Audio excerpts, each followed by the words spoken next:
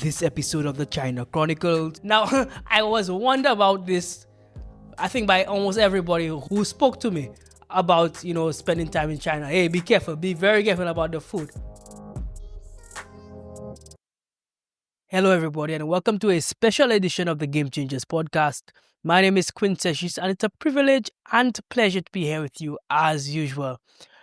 This is the start of a new series. I'm calling it the China Chronicles, where I feature and look at my time in Beijing over the next 4 months. Now, this brand new series, like I said, will be documenting my time here in Beijing.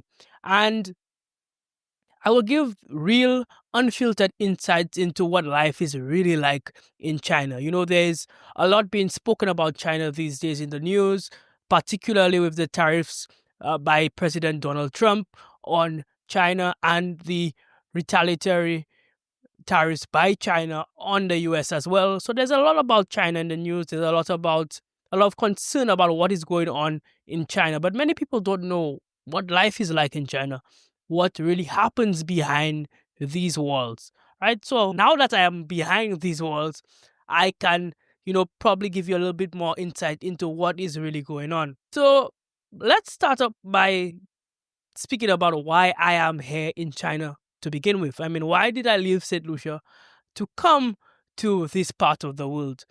Well, I am here as part of the China International Press Program. Now, this program brings together over 100 journalists from across the world, different regions. So we have Africa, we have Caribbean, we have Latin America, across the world, to come together to experience life in China for a period, and to gain a deeper understanding as to what life is like in China. We are also scheduled for some lectures on China's socio-economic development, diplomacy, culture, science, and technology. So we are going to be learning a little bit more in depth as to what life is like and what the psychology of China is like, really, from a Chinese perspective. So it's not just hearsay, but it's more direct from the source. Being journalists, will also be receiving some training in Chinese journalism, or the Chinese version of journalism. And we'll be spending some time with Chinese media outlets. We are supposed to have some symposiums. We will be spending some time with our colleagues in China just to really understand what they go through on a daily basis. We'll be also speaking to some people from government departments, some major enterprises. China is basically the hub for innovation and technology in the world in terms of, really manufacturing these items. So we'll be spending some time at these organizations. We'll be having think tanks and just having interesting discussions in general to really, like I said, get into the psyche of what life in China is truly like.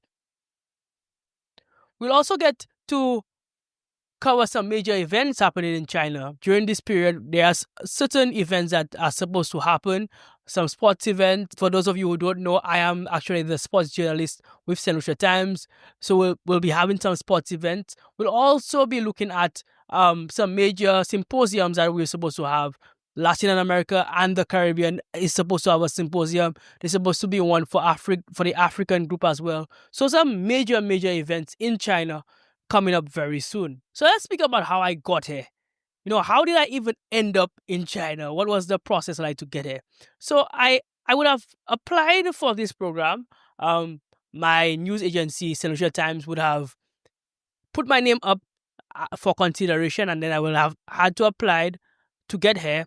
Would have applied for my Chinese visa, and I would have gotten through with that partly. But then I still needed to get my visa stamped. I still needed to get it approved before I got here. So that was a crazy part of my journey. So I left St. Lucia on Tuesday, April 1st, and took a short flight to Barbados, a 30-minute flight.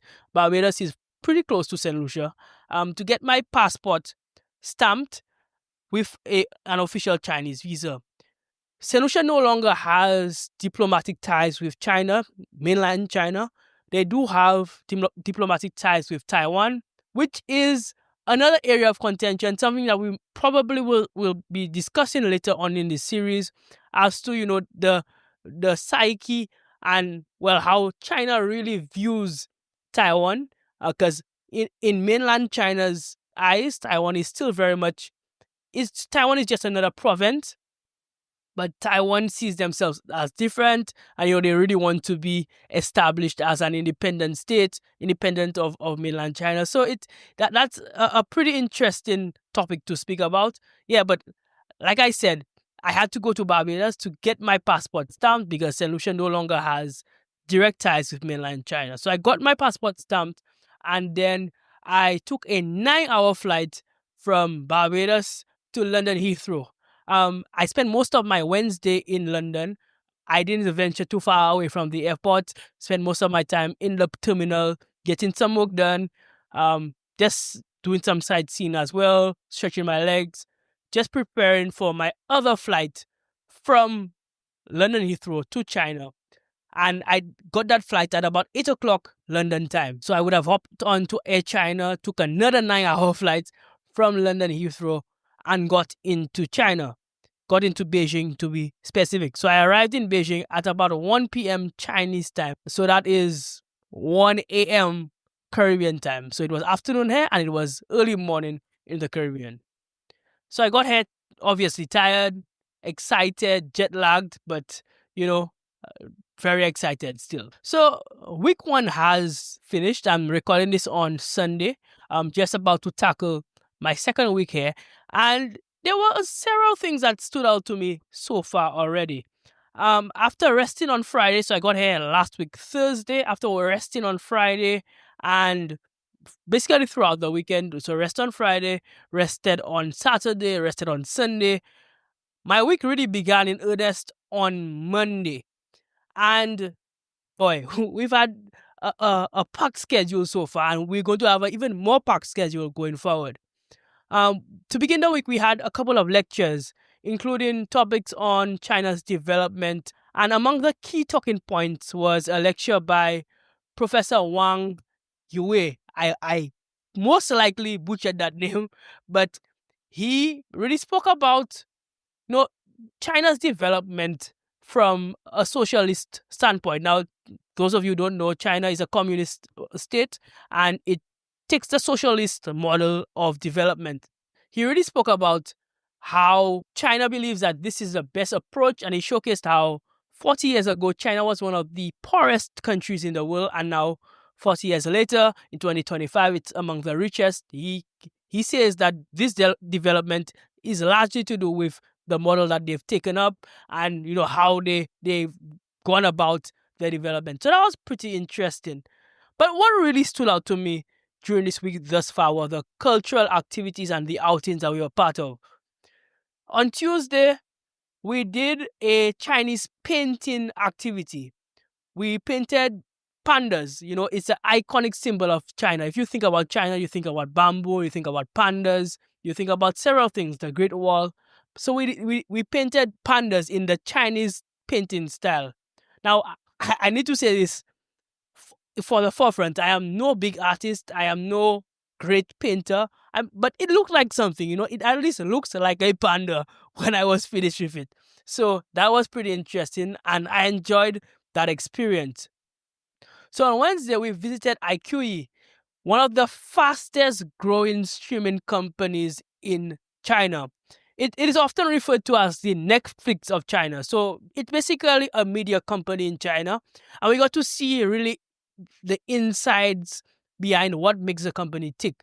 We saw basically how they started from nothing, and now they've transformed themselves into a global brand, not just in China but across the world. So they have so many products.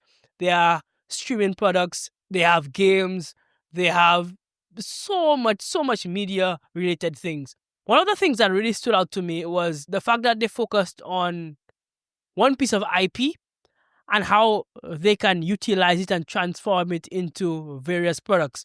So let's say, for example, they would have purchased the rights from a book, right? They would take the book and then will create video games of the content of that book, and then they'll also create a movie of the content of that book. So how they utilize one piece of IP and then transforming it into a series of various pieces of content. I think that was pretty interesting to me, and I really liked how they went about doing that, because it that is something that I am trying for Game Changers. So you utilize a set of content and then you repurpose it in different ways. And it was really inspiring to see how they would take something and then transform it and duplicate it. And this is basically the Chinese mindset. They try to squeeze as much out of something as they can. And that is what I'm learning from them so far. On Thursday, we toured the Museum of the Communist Party of China. Now, that was a really eye opening day. So, we got to the compound during the day in the morning, and wow, I mean, just the scale of the property. The building is massive. It's a massive structure. I mean, I took a photo outside of it just to show how big the building is. And inside is it's really awe-inspiring just to see the journey that they have taken from the imperial China all the way to what China is like now. And the technology inside the museum itself is pretty groundbreaking. There's a cinema experience that really stood out to me. I think they call that 4D. So you could actually there's a splash of water and you can actually feel the water. You sit down in front of a screen and then you move up and down. It made me feel a little bit nauseous afterwards, but it was truly a intriguing experience. It was an experience that was truly one of a kind, and I learned a lot. I'm somebody who loves history and loves looking behind the scenes of what makes something what it is today. And for me, I mean, that was a highlight of my week. It was really inspiring. On Friday, we participated in the art of seal carving. Now, when I heard seal carving, I had no idea what that was, but I did some research, and then when I got there, it was confirmed. So, seal carving is basically the creating of Chinese stamps. So basically, you get a piece of stone and then you have to carve a symbol into the stone, and then you dip it in a sort of ink and then you stamp it. And again, I'm not a very artsy guy, but that was pretty interesting. I mean, it looked like the symbol when I was done with it. And again, it's really interesting to see Chinese culture in the works. It really is interesting to see how they go about doing these things. These art forms are hundreds of years old and it's still being utilized and still being done today. Just seeing how they really care about the small things was really inspiring to me. Some of the key takeaways this week came in the forms of cultural shocks.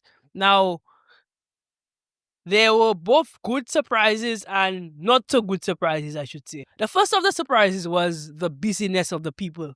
Now, even during the Ming Festival, that's a festival that happened when I just arrived. It's a 3-day public holiday that honors the lives and legacies of ancestors. So what they'll have is grave cleaning, they will have kite flying just to honor the ancestors that were past. It's also the official entrance of spring, the season of spring. And, it's a really family oriented day. But even on that day, businesses were very much open. Traffic was running as if it was a normal work day. People were still very busy getting stuff done. And it opened my eyes to really understand that, the Chinese do not stop. Nothing stops China from moving unless it's maybe like a natural disaster or something. So when they actually cannot do what they want to do, nothing stops the Chinese. They get stuff done. They are very business oriented. They have this philosophy of going for what they want and being really aggressive at getting their work done. It doesn't matter what time it is. It doesn't matter what period it is. They get what they need to do done. And this is very different from the laid back West Indian culture that I'm used to. St. Lucians and Caribbean people in general. I mean, once it's a holiday, nothing really gets done. But in China, they don't really take days off. So I don't see it as a negative or a positive. I just find it intriguing as to how they go about living their lives, and was pretty interesting to me. So the busyness of the people really stood out to me. The next thing was the food. Now, I was wondered about this, I think, by almost everybody who spoke to me about, spending time in China. Hey, be careful, be very careful about the food. And so far, I don't really have complaints, to be honest. Now, it kind of helps that I do a lot of the cooking myself, so I cook for myself. That has been a challenge, but I mean, it's coming along. But even the food that I've purchased has not really upset me too much. I've had Chinese dumplings for the first time. Let me tell you, top tier, top tier food. Those Chinese dumplings, I definitely will be getting them again. Everything else has been pretty good. I mean, I hope that continues. The last thing I want to deal with is a bout of food poisoning while I'm here. And I've enjoyed the food so far. Can't complain about that at all. Another point that stood out to me is the pollution. Now, many of you would have heard about the pollution, particularly in Beijing. And the reality is that the air pollution in this area is real. You can feel it when you walk the street, particularly when you come from the Caribbean, where, the air is a lot cleaner. We are close to, I guess, beaches. So you have that sea breeze, that cool, clean air. You can feel the difference when you walk in the city. So yes, the air pollution is a real thing. I mean, I had to eventually get a mask. It protects me both from the industrial pollution and also the pollen in the air, because like I said, it's springtime, right? So that is a reality. The air pollution is a real thing. However, on the flip side of the pollution topic, the streets in Beijing are very, very clean. The streets are basically spotless. The level of street cleaning is pretty interesting. Every time I look outside, so we're on a compound, regardless of what time of day or night it is, it seems like somebody is doing some level of cleaning, some level of making the place look spotless for visitors and for people in general. And I think that's something that we as Caribbean people need to take upon ourselves. We as St. Lucians in particular, because I mean, if you just think about what our city looks like in terms of cleanliness, I mean, we can do a lot better in terms of proper disposal of garbage. And you quickly realize here that it is a culture. It is a part of a culture here to take care of the environment, to not litter. You don't see many bins around Beijing, interestingly. However, people dispose of their garbage properly. So they will hold on to garbage and then they will throw it away when the time comes, maybe when they get to their home, or when you do see a red bin on the street, right? They would dispose of their garbage. So I think that's something that we can take on ourselves and really focus on as people who want to see our own countries develop. We could start off by engaging in anti-pollution drives, because I think that is something that we really, really can do better at. It's something that is very simple. It really helps our environment, particularly in flood-prone areas. We have very clogged gutters back home in St. Lucia, and it can cause some serious issues. I'm almost certain that Beijing does not have those issues because they dispose of their garbage properly and they put it in the right locations. The bins that you do see, they are areas for recycling and general waste as well. So just the proper disposal of garbage, it was a real eye opener for me. And it's something that I think that we definitely need to take on for ourselves. Now, one of the biggest challenges that I've faced so far is the challenge with the internet and the censorship. Now, if you don't know, China has what is often referred to as the Great Firewall. So it's basically something that restricts many Western websites. So anything Google related is restricted in China. Anything Meta related is restricted in China. So everything from Gmail to Instagram is restricted in China. Now, if you're tech savvy, you can get around these things.